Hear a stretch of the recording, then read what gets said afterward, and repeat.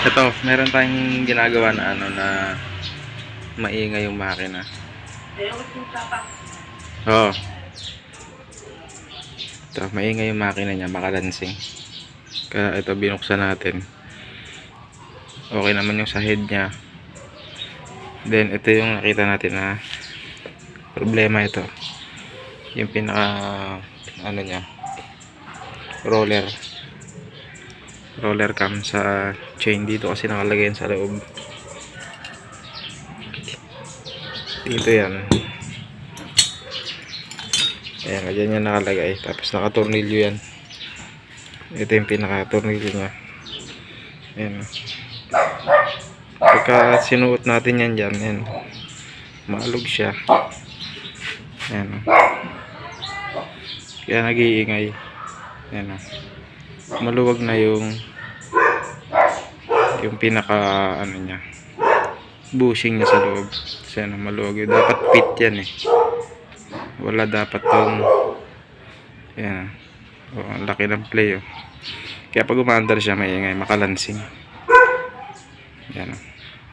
Dito kasi nakalagay yan sa loob. Tapos yan, meron niyang ayan, tornilyo yan sa loob yan. Nakikita nyo. Ayan. Tornilyo yan sa loob. Ito nasa loob yan. Yan sa loob. Yung pinaka-guide ng chain. Yung timing chain. Yan. Good na. Ngayon papakita natin yung roller guide na hindi pudpud. Ito yan. Kita nyo buo pa yung bushing na. Hindi katulad ditong isa. Yan, maluwag na. Ito buo pa. Ito yung bago. Tapos makapal pa siya. Ayan, mayroon pa siyang lining. Ayan. Ito wala ubos na siya. Kaya pagka maingay siya. Ayan, dapat ganyan siya, fit siya. Ayan, halos walang galaw yan. Ayan. Pag umikot yan, walang galaw. Hindi katulad nito. Ayan ang magalaw. Ayan. Ang laki ng play. Kaya maingay siya. So yun, papalitan lang natin ng roller guide. Ito yung buo na roller guide. Ito naman yung pud na roller guide. Ayan. Ito yung laki na ng diferensya niya. Ubos na siya. Ayan. Babalik natin to. Tapos yan. Kasi yung head niya, okay naman yung head niya.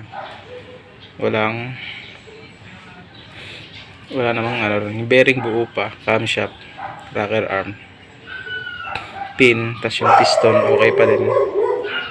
Ito okay pa rin yung pin niya. Ayan. Fit pa naman siya, intact pa siya.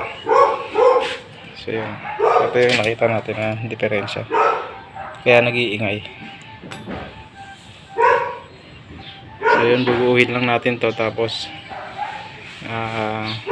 siguro wala na tong ingay, tingin ko. Kasi ito lang yung talaga yung maluwag. Gumagana niya sa loob. Yan. Talagang yan. Kumakalog talaga yan. Yan. Hindi katulad ng buo pa. Intact pa. Yan. Halos walang galaw yan.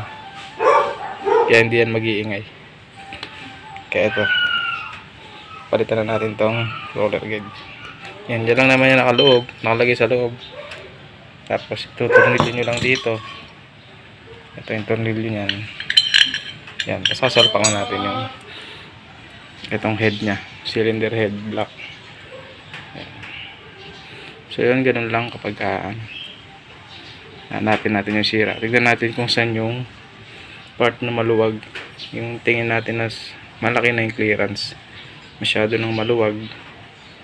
Kaya ang tendency talagang mag-iingay siya. Yan. Ito, buo pa yung mga yan. Okay pa. Ito lang, yung roller guide lang yung nasira. So yun, maraming salamat sa inyo panonood. At ingat kayo sa pagkalikot ng inyong motor. At God bless sa inyo.